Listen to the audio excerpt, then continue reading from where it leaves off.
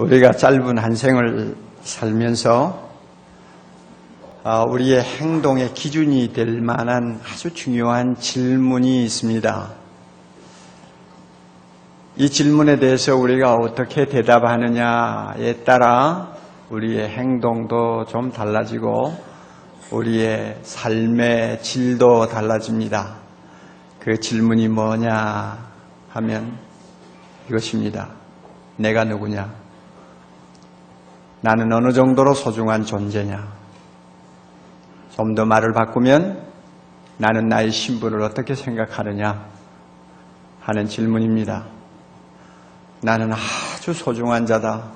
정말 나는 소중한 사람이다 하고 언제든지 그대로 믿고 말하는 사람은 벌써 행동이 다른 사람과 차이가 납니다. 또 삶의 질도 다릅니다. 그렇지만 나 별 볼 일 있냐? 이러다 이렇게 살다가 가는 거지.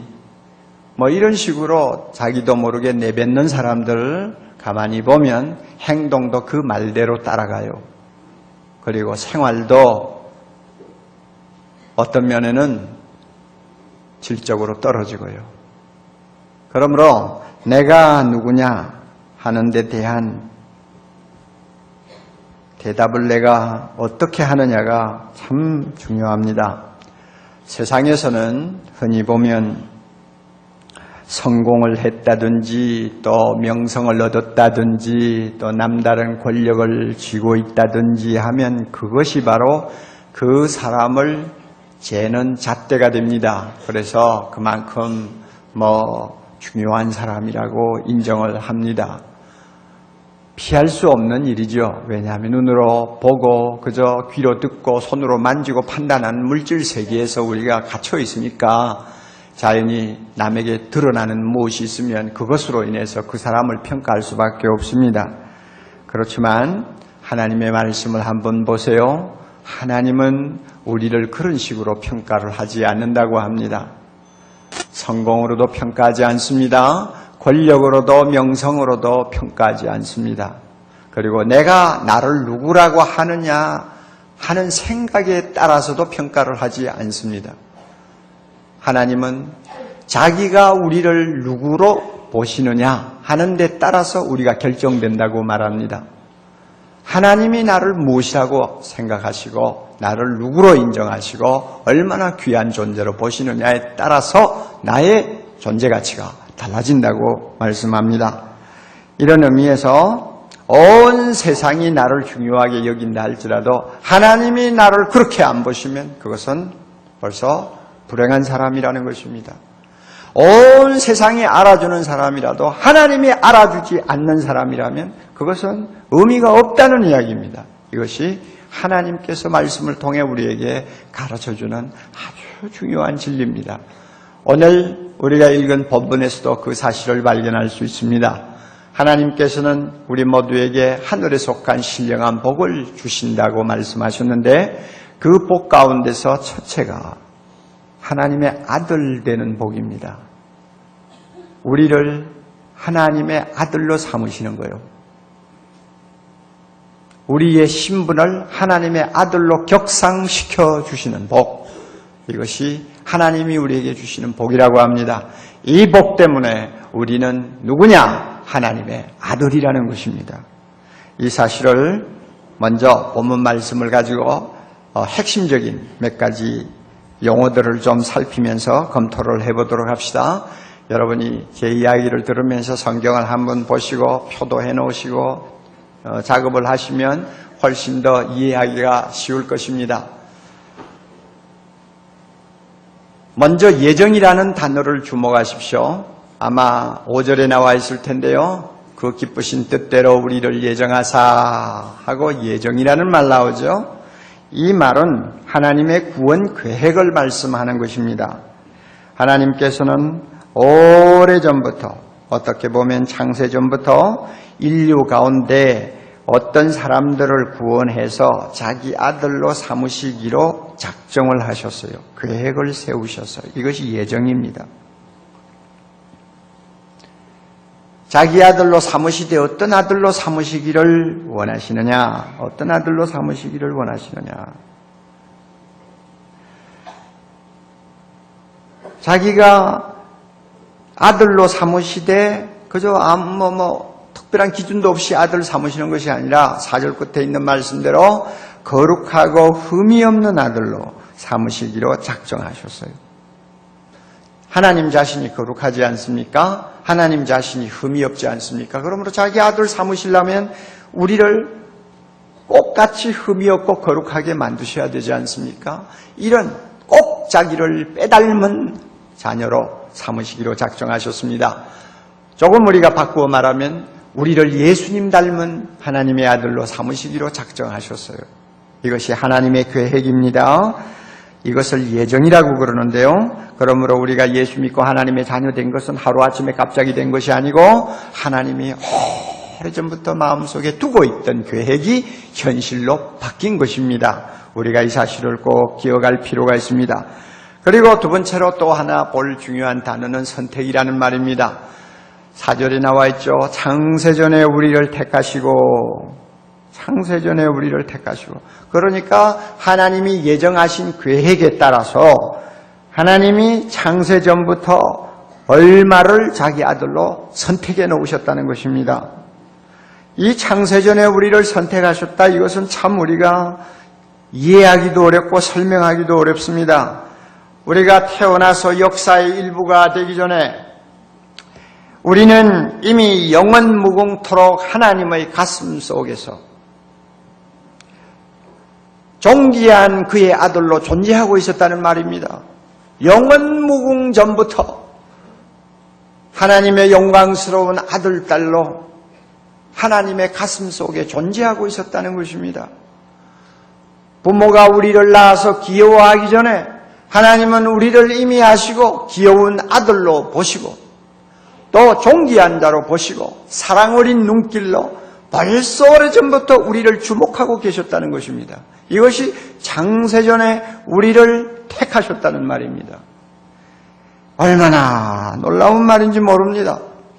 과연 이 말씀이 진리일까요? 우리의 생각대로 한다면 거짓말 같습니다. 그러나 하나님은 거짓말하시지 않습니다. 그렇게 하셨으니까 그렇다고 말씀하시는 것입니다. 나 같은 것이 무엇이길래 창세전에 택했어요? 그리고 그의 가슴에 우리를 담아두시고 우리를 사랑 어린 눈으로 보고 계셨다고요? 내가 태어나기도 전에요? 아니, 세상이 만들어지기도 전에 하나님이 나를 그렇게 보셨다고 하니 기가 막힌 노릇이에요. 그럼 왜 하나님이 나 같은 것을 그렇게 창세전에 택하셨는가? 그 동기를 한마디로 요약하지 않습니까?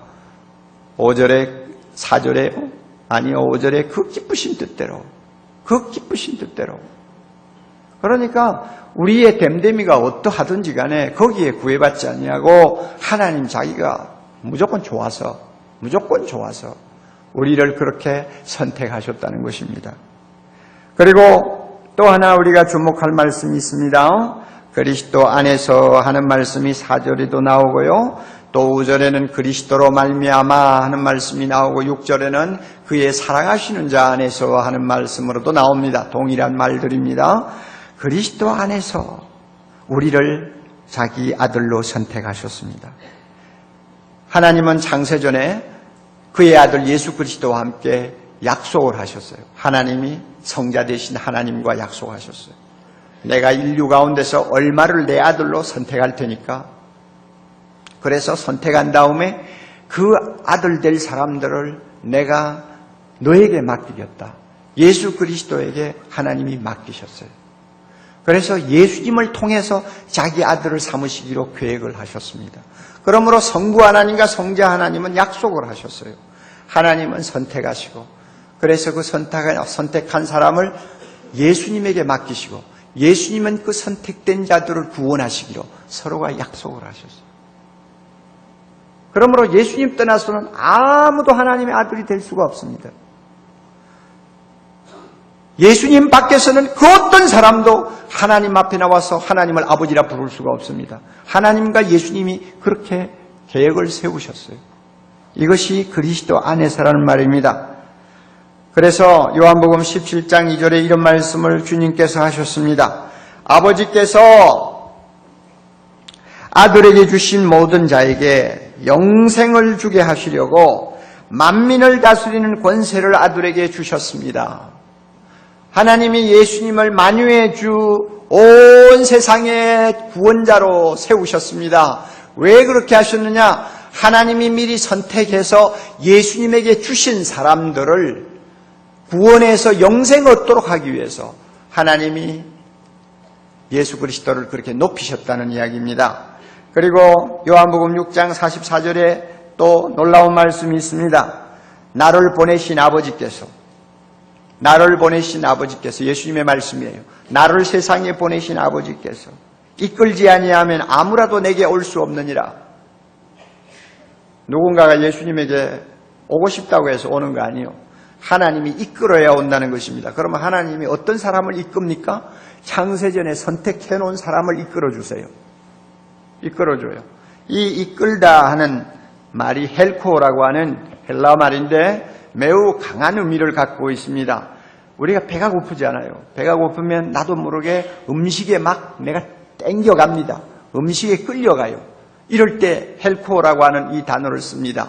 이끌리다 하는 말이죠. 여러분 고물 기중기에다가 스위치를 넣으면 그것이 자석으로 변해서 쇠붙이는 전부 다 끌어당기잖아요. 그러면 한꺼번에 모든 쇠붙이가 다 기중기로 막 매달립니다. 끌리는 거예요. 그와 같이 하나님이 택한 사람은 때가 되면 예수님에게 이끌리도록 하나님께서 해주십니다. 그래서 우리가 예수 믿는 것입니다.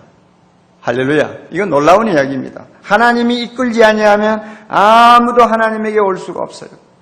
자연히 이렇게 하나님의 이끌림을 받아서 예수님 앞으로 나오면 우리는 자동적으로 하나님의 아들이 됩니다. 요한복음 1장 12절 영접하는 자 곧 그 이름을 믿는 자들에게는 하나님의 자녀가 되는 권세를 주셨으니 누구든지 예수님을 나의 구주로 고백하는 그 순간부터 나도 모르게 하나님의 자녀가 되는 것입니다. 하나님이 나를 끌어다가 예수님에게 붙여준 것입니다. 그렇게 해서 우리가 예수 믿었어요. 이 의미가 바로 그리스도 안에서 예수 그리스도로 말미암아 하는 의미입니다. 참 얼마나 여러분 놀라운 일입니까? 따라서 우리가 예수 믿게 되었다는 것은 우연히 된 일이 아닙니다. 그저 내가 믿고 싶어서 예수 믿었다 아니에요. 어떤 상황에서 내가 안 믿을 수가 없어 믿었다 아니에요. 그것은 우리가 인간적으로 평가하는 이유고요. 신학적으로 영적으로 평가하면 그 뿌리는 무한히 깊습니다. 창세전부터 하나님이 선택해서 아들로 삼으셨기 때문에 내가 때가 되면 예수 믿은 것입니다. 하나님이 선택했기 때문에 하나님이 나를 끌어서 예수님 앞으로 오게 했으니까 내가 믿은 것입니다. 아멘. 그 배후에는 엄청난 하나님의 역사와 작용이 있었던 것입니다. 그러니까 이 사실을 우리가 믿으면 나도 모르게 전율을 하게 돼 있어요. 이야, 이거 대단한 것이구나. 대단한 것이구나. 전율할 수밖에 없어요. 우리 교회 안에 예수 참 믿는 자매들이 있어요. 그러나 10년, 20년이 돼도 남편이 아직도 안 믿어요. 안 믿어요. 어쩌다 교회 한번 나오기는 하지만 안 믿어요. 그 다음엔 또 안 나와요. 그래서 부인 되시는 분이 죽으려고 그래요. 그래가지고 온갖 수단 방법을 다 동원합니다. 남편 예수 믿게 해보려고. 아마 이번에도 대각성 전도 집회 앞에 두고 아마 5만 가지 아양을 다 떨지도 몰라요. 그러나 여러분, 그렇게 한다고 해서 믿으면 하나님께서 우리 남편을 하나님께서 예수님에게로 끌어당기셨구나 하고 고백을 할 수 있지만 아무리 내가 노력해도 안 될 때는 낙심할 필요가 없어요. 하나님이 아직 끌지 않아서 그래요. 끌면 끌려옵니다. 안 끌려올 수가 없어요. 왜? 끌면 그는 택한 자니까. 끌면 하나님이 이미 창세전부터 하나님께서 그의 아들로 선택한 사람이기 때문에 때가 되면 반드시 끌게 돼 있어요. 끌면 하나님이 끄는데 안 끌려올 사람이 어디 있어요? 예? 하나님이 그 큰 손으로 자꾸 끄는데 안 끌려와요? 누가 안 끌려와요? 반드시 끌려오게 돼 있는 거예요. 여러분, 하나님이 어떤 분이십니까? 우리는 대충 압니다. 그러나 어떤 면에는 너무도 모릅니다. 하나님이 어떤 분이신가요? 그는 광대하신 분입니다. 크고 위대하다는 말입니다. 시편 145편 3절 4절 여호와는 광대하시니 크게 찬양할 것이라. 여호와는 광대하시니 크게 찬양할 것이라. 그의 광대하심은 측량치 못하리로다. 얼마나 크고 위대하신 분이죠. 그래서요, 하나님이 어느 정도 크고 위대하신가를 제일 실감나게 표현한 선지자는 이사야입니다. 이사야가 아마 40장 15절 이하에 이런 말로 비유를 한 것 같아요. 하나님이 얼마나 광대하시냐? 그의 눈에는 이 세계 모든 열방, 이 세계 모든 국가가 물통에서 떨어지는 물방울 같고 저울에 앉아있는 티끌 같다고 이야기를 했습니다. 그러니까 아무것도 아니라고 말해요. 아무것도 아니라. 그만큼 크고 광대하세요. 그런데 하나님이 이렇게 광대하시다는 것을 오늘 현대 천문학이 이미 증명을 하고 있어요. 미국에서는 얼마 전에 최신 과학기술을 동원해서 망원경 만들었어요. 허블 망원경을 만들었습니다. 그 망원경을 가지고 우주를 다시 들여다보았습니다.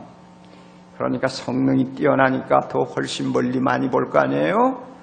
없는 것을 볼 수는 없죠. 망원경에 들어오는 모든 우주나 모든 은하계는 다 존재하니까 들어오는 거 아니겠어요? 들여보았는데 어느 정도까지 들여다보느냐? 우리는 빛의 속도를 압니다. 1초에 지구 7바퀴 반을 도는 속도다. 뭐 어마어마하죠? 그 속도로 150억 년을 달려가는 거리까지 허블 망원경을 가지고 우주를 들여다볼 수 있다는 것입니다. 빛의 속도로 150억 년? 도대체 그 거리가 얼마인지, 얼마나 광대한지요. 그런데 우주가 그것뿐이냐? 아니래요.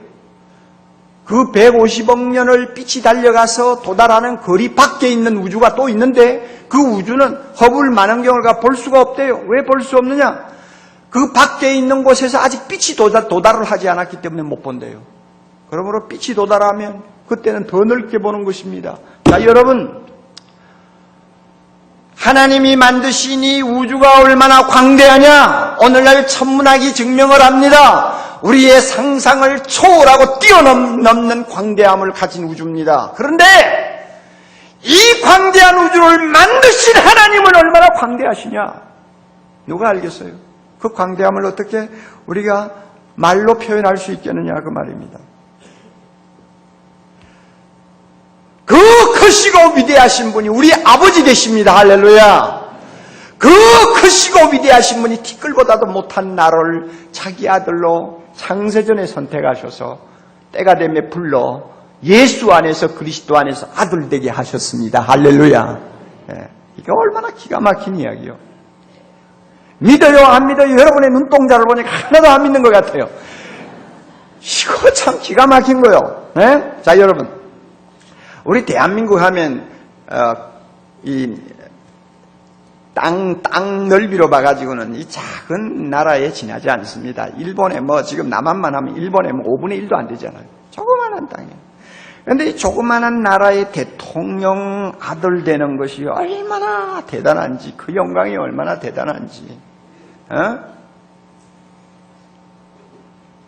그 아버지가 옥살이를 오래 하면서 그 심리적으로 고통당한 두 아들, 대통령 아들 되니까 사람들이 가만히 놔두지를 않지 않아요.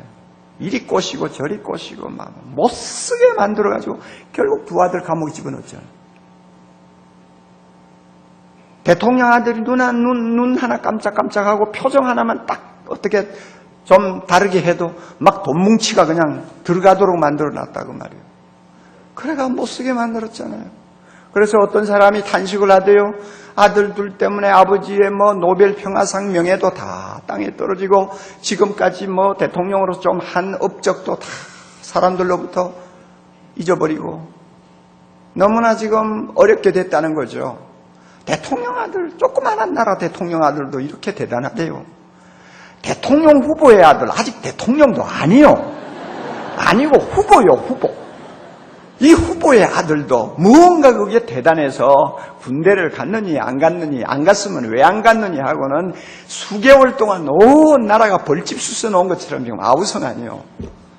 자, 그런데 만군의 여호와 하나님, 광대하신 그 하나님의 아들, 우리가 얼마나 대단합니까? 얼마나 대단합니까? 할렐루야. 얼마나 대단합니까? 굉장한 거죠. 굉장한 거죠. 몰라서 탈이죠. 알면 가만히 못 있어요. 우리 하나님은 거룩하신 분이에요. 절대 거룩자입니다. 이사야 57장 15절에 이런 말씀이 있습니다. 지존무상하며 영원히 거하며 거룩하다 이름하는 자, 하나님이죠. 그가 이같이 말씀하시되 내가 높고 거룩한 곳에 거하는도다. 내가 높고 거룩한 곳에 거하노라. 높고 거룩한 곳에 거하노라. 하나님은 너무 거룩하셨어요. 인간은요, 할 수 있는 대로 하나님과 거리가 멀면 멀수록 평안하고 안전합니다. 하나님 앞에 조금이라도 가까이 나갈수록 인간은 불행해집니다. 왜냐하면 하나님은 절대 거룩자이기 때문에 죄가 많은 우리 인간으로서는 거리를 두면 둘수록 행복하고 가까이 가면 갈수록 불행한 거예요. 그만큼 하나님은 접근 불가능할 정도로 거룩하신 분입니다. 이사야는 어쩌다가 환상 중에서 하나님의 영광을 보았습니다. 그가 비명을 질렀지 않습니까? 화로다 나여 망하게 되었도다. 화로다 나여 망하게 되었도다. 나는 입술이 부종한 사람인데 하나님을 배웠구나. 화로다 나여 망하게 되었도다. 정신을 못 차리고 비명을 질러요. 그만큼 하나님은 거룩하신 분입니다. 토미 텐이라고 하는 목사님의 글을 읽은 일이 있습니다. 그 토미 목사님이 자기 친구가 목회하는 미국의 교회에 어느 주일날 방문을 했습니다. 8시 반 교회 예배를 드리기 위해서 들어갔는데 그날따라 그 교회당에 하나님이 임재해 계신다고 하는 강한 느낌이 들어왔어요. 얼마나 그 느낌이 강한지 마치 구약시대의 성전에 하나님이 임재하실 때에 연기가 자욱했던 것처럼 하나님의 임재의 그 느낌이 온 교회당에 가득하게 느껴졌습니다. 그 교회 담임 목사님이 설교하기 위해서 강대상에 올라갔어요. 그리고는 그날 설교 제목은 하나님의 얼굴을 바라라 하는 설교 제목이었습니다. 그 말씀을 가지고 설교를 시작하자마자 갑자기 천둥 소리와 같은 큰 소리가 나더니 목사가 설교하던 목사가 2, 3m 밖으로 내동댕이 쳐졌습니다. 그리고는 그냥 정신을 잃었어요. 아크릴로 된 이 강대상은 넘어지면서 두동강이가 나버렸어요. 진짜 하나님이 그 자리에 임재해 계셨어요. 2시간 반 만에 설교하던 목사는 깨어났습니다만 그 모든 장면을 본 교인들은 자기도 모르게 흐느껴 울기 시작했어요. 눈물을 비오듯 쏟으며 하나님 앞에 회개하기 시작했어요. 거룩하신 하나님이 이 자리에 계신다 하니 아무도 자기의 더러운 것을 숨길 수가 없는 것입니다. 그래서 회개하기 시작했어요. 그날 어떻게 많은 사람들이 교회를 들어오는지 8번을 예배드렸어요. 그리고는 그 다음 날도 저녁마다 사람들이 몰려와서 회개하고 통곡하고 통회하고 세례받고 새 사람 되고 하는 일들이 그냥 계속되는데 한 달 동안 계속됐어요. 하나님은 가끔 이런 일을 하실 때가 있어요. 모든 교회에 똑같이 이런 식으로 하시지는 않습니다만은 무언가 하나님의 어떤 깊은 뜻이 있어서 그런 사건을 일으킬 때가 있어요. 하나님의 임재가 어떤 면에서는 구체적으로 실제적으로 우리가 느끼도록 드러내실 때가 있어요. 이럴 때는요 한 사람도 견디지 못합니다. 그 거룩함 앞에서 아무도 반응을 보이지 않고 버틸 수가 없어요. 그만큼 하나님은 거룩하신 분인데 그 거룩하신 하나님이 우리 아버지가 되신답니다. 할렐루야. 그리고 티끌 가운데 앉아있는 더럽고 추악한 나를 자기 아들로 삼으셨답니다. 그래서 우리가 그 거룩하신 하나님의 아들이 됐대요. 여러분 알면 이거는 기절할 일입니다. 적당히 하니까 우리가 숨을 쉬고 앉아 있는 거예요. 자, 이렇게 광대하신 하나님, 이렇게 절대 거룩하신 하나님이 우리를 창세전에 아들로 삼으시고 예수 믿은 순간부터 우리를 자기 아들로 받으셨다는 것입니다. 자, 우리에게 문제는 뭡니까? 이런 놀라운 사실을 알고는 있어요. 그러나 너무 건성으로 알아요. 믿기는 해요. 그러나 너무 피상적으로 믿어요. 그래서 이 놀라운 진리가 우리 안에 역사를 못합니다. 나를 흥분시키지를 못합니다. 내 감정에 불을 지르지를 못합니다. 내 모든 존재 구석구석에 이 놀라운 말씀이 주는 능력이 퍼져나가지를 못합니다. 그래서 덤덤한 거예요. 그리고 하나님이 내 아버지가 되셨다는 것이 실제 나의 삶에 어떤 영향을 전혀 주지를 못하는 거예요. 단지 기도할 때만 그저 입을 열면 버릇처럼 하나님 아버지라고 부를 뿐이에요. 이것이 오늘날 우리에게 있는 큰 문제점이에요. 신문에 보니까 재미있는 사진이 있대요. 부시 대통령이 휴가를 마치고 헬리콥터를 타고 백악관 잔디밭에 내렸습니다. 문이 열리고 부시 대통령이 나옵니다. 그런데 그 옆에 그 애완견 바니가 따라 나옵니다. 그래서 부시 대통령과 새카만 애완견 바니가 이렇게 걸어 나오는 모습이 사진에 딱 나왔어요. 여러분도 보셨을 거예요. 제가 그 사진을 보고 무슨 생각이 했는지 알아요? 저 개새끼가 말이야. 저 개새끼가 자기 바로 앞에 걸어가는 이 사람이 누군지 제대로 알까? 세계에서 가장 유명한 사람, 세계에서 가장 강한 사람, 온 세계를 손안에 쥐고 주물렀다 폈다 하는 사람, 엄청난 권력을 가진 어떤 면은 절대 강자, 자기 앞에 걸어가는 이 사람이 그런 사람인가를 이 반이라고 하는 개새끼가 알까? 그리고 자기가 미처 못 따라가면은 이놈아 왜 안 오니 하고는 줄로 끌어 당겨주면서 같이 가자고 하는 이 남자가 누군가? 이 반이라는 개새끼가 어느 정도 그걸 알고 감동할까? 뭐 우리는 알잖아요. 전혀 감동이 없다는 건 너무 잘 알잖아요. 세계 정상들만 드나드는 그 백악관으로 그 자기를 끌고 들어가서 책상 옆에 앉아있도록 한 이 남자가 누군가? 만약 바니가 알았다면 기절하고 못 일어났을 거예요. 자, 우리가 이 개새끼 같은 처지에 있지 않느냐? 네? 내 옆에 계시는 분이 누굴까? 누구라고 우리는 믿고 있어? 하나님이 내 곁에 계세요. 내가 슬퍼할 때 와서 두들겨주면서 슬퍼하지 말라고 하고 내가 너와 함께 하신다고 하는 이분이 하나님 아버지신데, 내가 힘들어서 고통할 때 나의 짐을 대신 져주시는 그분이 하나님이 나의 아버지신데 우리가 그분을 잘 모르고 너무 그냥 습관적으로 하나님을 아버지하고 부르지 않느냐 그 말입니다. 이게 문제예요. 누구든지요, 이 광대하시고 거룩하신 하나님이 진정 내 아버지 되시고 나는 그의 아들 되신다는 것을 참으로 내 존재 전체가 알고 전율할 정도면요, 그 입을 열고 하나님을 찬송하지 아니하면 안 됩니다.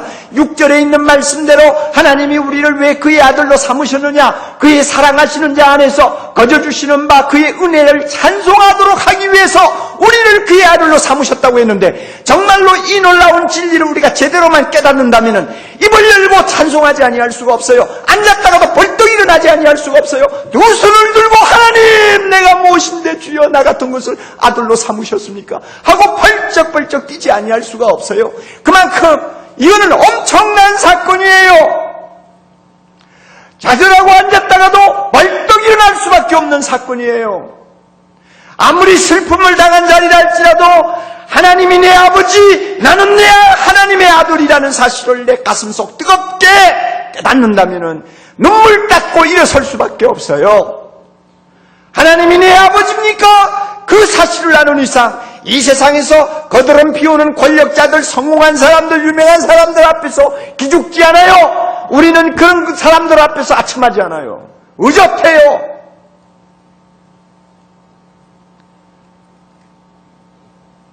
하나님을 찬송하지 아니하면 견디지 못할 정도로 우리의 마음이 들뜨게 돼 있어요. 그런데 이와 같은 반응이 우리에게 일어나지 않는 것이 답답하다 그 말이에요. 그러므로 우리는 기도해야 돼. 하나님 앞에 기도해야 돼. 하나님, 이게 정상이 아닌 것 같은데 좀 알게 해주세요. 물론 그렇다고 24시간 벌떡벌떡 뛰기만 해야 살겠어요? 안 되지요. 하나님이 뭐 그렇게 완전히 미친 것처럼 내버려 두시면 큰일 나죠. 그러니까 그 정도는 아니더라도 자, 하나님이 내 아버지 되신다 생각만 하면은 그냥 가슴에서 뭔가 살아온 힘이 그냥 솟아나는 것 같은 은혜는 좀 시시때때로 가져야 된다고 말해요. 그래야 이 험한 세상을 항상 기뻐하면서 살지 우리가 어떻게 살겠어? 가톨릭 교회에서는 어떤 사람을 성자로 추대할 때에 여러 가지 요건들을 따집니다마는 그 가운데서 하나 이 사람이 험하고 슬픔 많은 이 세상에서 남달리 기뻐하고 사는 흔적이 있느냐 이걸 따지는 거 굉장히 중요하다고 합니다. 하루 이틀 기뻐한 것이 아니라 한평생 남달리 기뻐한 사람이냐 이걸 가지고 성자 자격이 있느냐 없느냐를 따진다고 말이에요. 이유가 있다고 생각합니다. 하나님이 내 아버지요 내가 그의 아들이라는 사실 하나만으로도 우리는 이 세상에서 항상 기뻐할 조건이 된다는 말입니다. 그러므로 남달리 기뻐하고 남달리 하나님 앞에 찬양하면서 살았다면 그 사람은 성자될 자격이 있죠. 우리 모두가 이와 같은 은혜를 좀 누릴 수 있도록 이 시간 우리 모두 하나님 앞에 기도했으면 좋겠습니다. 답답하지 않아요? 너무 큰 복을 받았는데 우리의 신분을 너무 높은 사람으로 만들어 주셨는데 이 사실을 놓고 마음이 어떤 감동이 없다는 것은 답답한 일이 아닐 수가 없어요.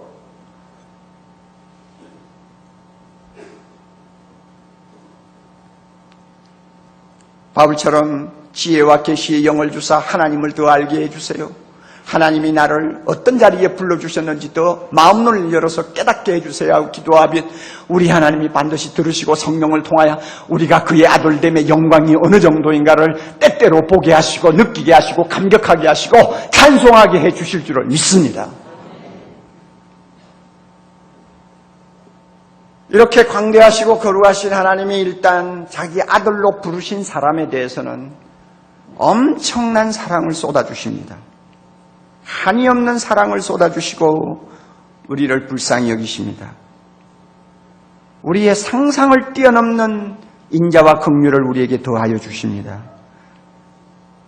이 세상에서도 자식 모르는 아비가 있어요? 나몰라라 자식을 나몰라라 하는 아비가 몇이나 되겠어요? 하나님께서도 말씀하시지 않았어요? 너희가 악할지라도 자녀에게 좋은 것 주지 않느냐? 하물며 내가 구하는 자에게 좋은 것 주시지 않겠느냐? 악한 부모도 자식은 버리지 않아요. 하나님이 어떻게 우리를 모른다 하시겠어요? 엄청난 사랑을 우리에게 쏟아주시는 분입니다. 김 대통령에게 재미있는 말이 쫓아다닙니다. 붙어다녀요. 이 박지원 중독증이라는 말입니다. 그게 뭐 좋은 의미인지 뭐 비꼬는 의미인지 나쁜 의미인지 그거 따질 필요가 없고요. 박지원 중독증이 뭡니까? 김 대통령 마음에는 항상 박지원이라는 사람이 있다는 것입니다. 그리고 무슨 중요한 일이 있을 때마다 꼭 그 사람을 먼저 불러 의논하고 싶어 하는 마음이 있다는 것입니다. 그 사람이 곁에 있으면 마음이 평안하다는 것입니다. 그 사람의 말이면 다 옳은 말로 들린다는 것입니다.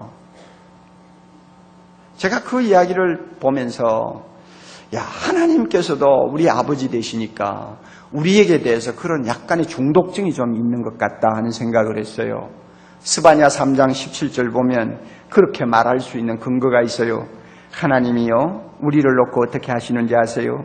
하나님은 그의 아들 된 우리로 인하여 기쁨을 이기지 못하여 하시며 우리를 잠잠히 사랑하시며 우리 때문에 즐거이 부르며 기뻐한다고 그랬습니다. 그러니 날마다 우리만 생각하세요. 우리만 생각하면 하나님이 기뻐요. 밤이고 낮이고 우리를 사랑하세요.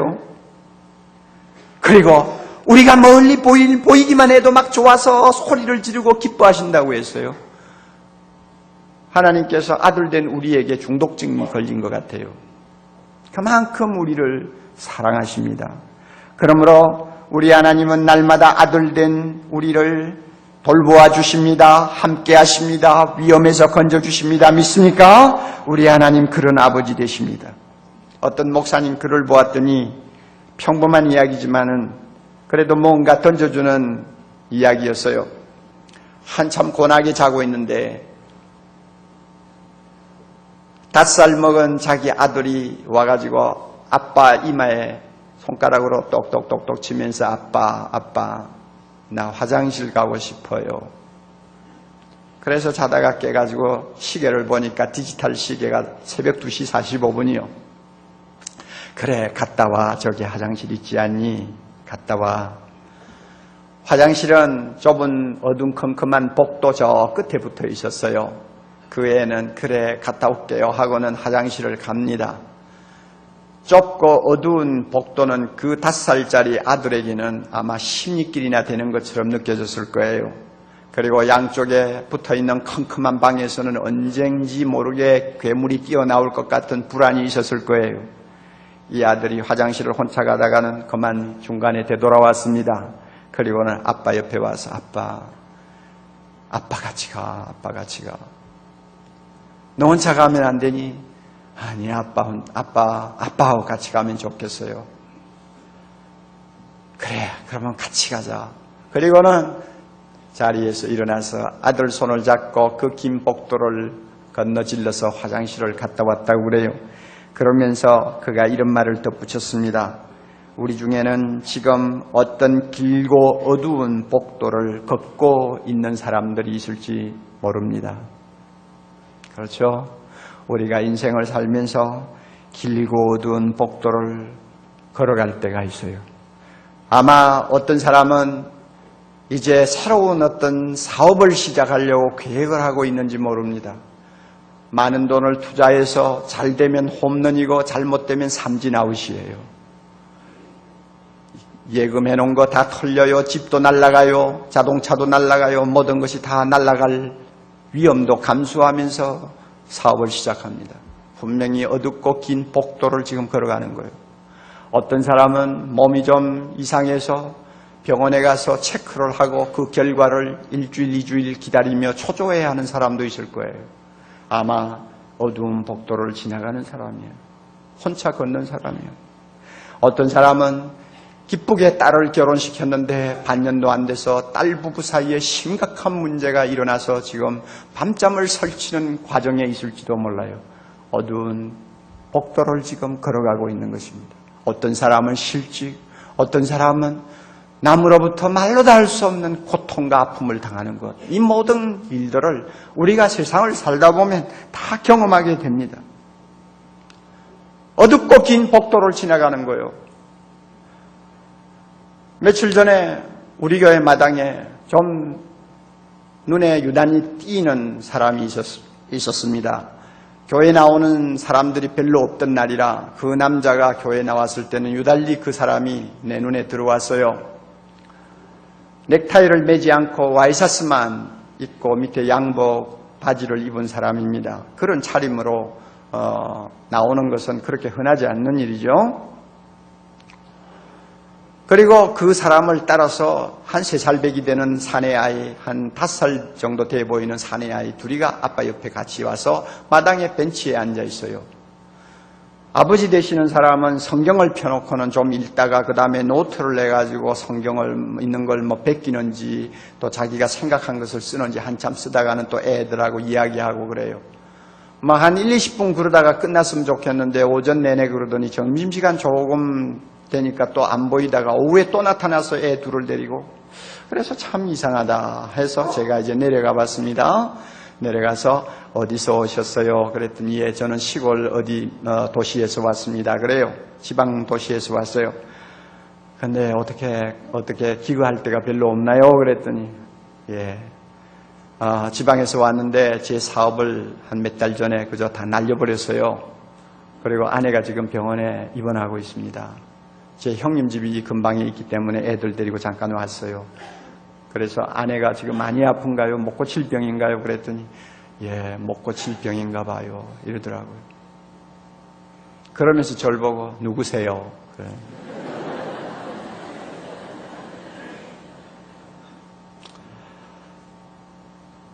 그 다음날 아침에 새벽 7시가 되기 전에 또 3시가 와서 있어요, 마당에.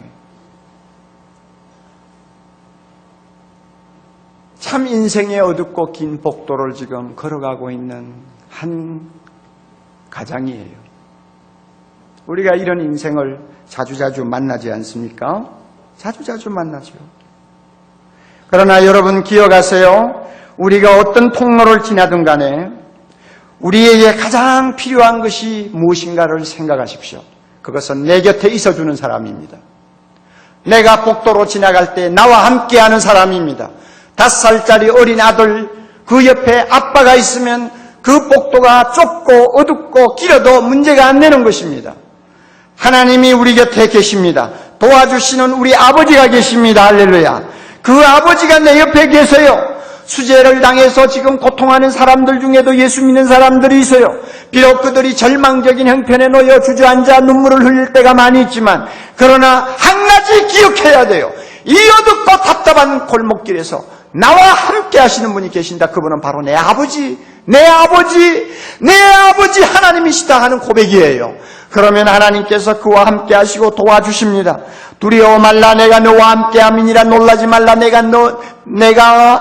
나는 네 하나님이 됨이니라. 내가 너를 굳세게 하리라. 할렐루야. 그 하나님이 내 아버지가 되어 나와 함께 계심을 믿으시기 바랍니다. 여러분, 하나님이 우리 아버지 되신다. 얼마나 좋은 소식입니까? 이 소식을 우리만 알고 있으면 안 돼요. 우리만 소유하면 안 돼요. 전해야 됩니다. 우리 이웃에 있는 사람들 보세요. 다 하나님으로부터 점점 멀리 떨어져 가고 있어요. 하나님으로부터 점점 멀어져 가고 있어요. 하나님 없는 세상을 더 선호하고 있어요. 그래서 아비 없는 자식처럼 여러분 너무나 제 맘대로 살다가 나중에는 하나님이 정해놓은 무서운 심판으로 그것이 영원히 죽음을 의미하는 곳인지도 모르고 들어가고 있어요.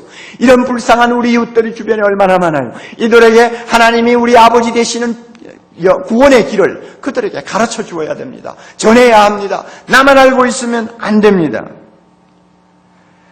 제니스 조플린이라고 하는 사람은 27살의 요절한 미국의 전설적인 로큰롤 가수였습니다. 그 자매가 잠을 자다가 잠이 든 채 문을 열고 밖으로 나왔어요. 그리고는 집 밖으로 걸어 나갑니다.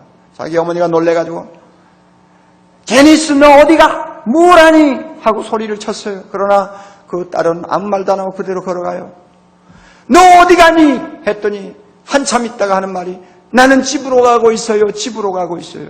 나는 지금 집으로 가요. 목류병이에요. 목류병. 집으로부터 멀리 떨어져 가면서 나는 집으로 가요. 집으로 가요. 오늘날 이것이 세상 사람들의 모습이에요. 세상 모든 사람들이 다 하나님을 떠나서 하나님의 품을 떠나서 아버지 되신 그분을 반역하고 멀리 가면서 속으로는 하나님 옆으로 간다고 생각하는 사람들이에요. 이런 사람들에게 우리는 예수 그리스도를 증거해야 됩니다. 예수 그리스도 증거하여 그들로 하여금 발걸음을 돌리게 만들어야 됩니다. 그리고 나 같은 것을 아들로 삼으신 그 좋으신 하나님을 아버지라 부를 수 있도록 만들어야 합니다. 우리 하나님은 아들 한두 명 가지고 만족하시는 분이 아니에요. 많은 아들을 거느리기를 원합니다. 할 수 있으면 이 세상에 있는 모든 인류를 다 하나님의 아들로 부르시기를 원하십니다. 이 하나님의 아버지의 소원을 이루어 드릴 자가 누굽니까? 먼저 예수 믿고 하나님의 자녀된 우리들입니다. 그러므로 이웃들에게 복음 전해서 하나님이 우리 아버지시여 우리는 그의 자녀된 것을 그들에게 알려주어야 합니다. 이럴 때 하나님이 영광 받으시고 우리 모두의 기도를 들어주실 줄 믿습니다. 이와 같은 큰 은혜가 우리 모두에게 항상 충만하게 임할 수 있기를 바랍니다. 다 같이 기도하십시다.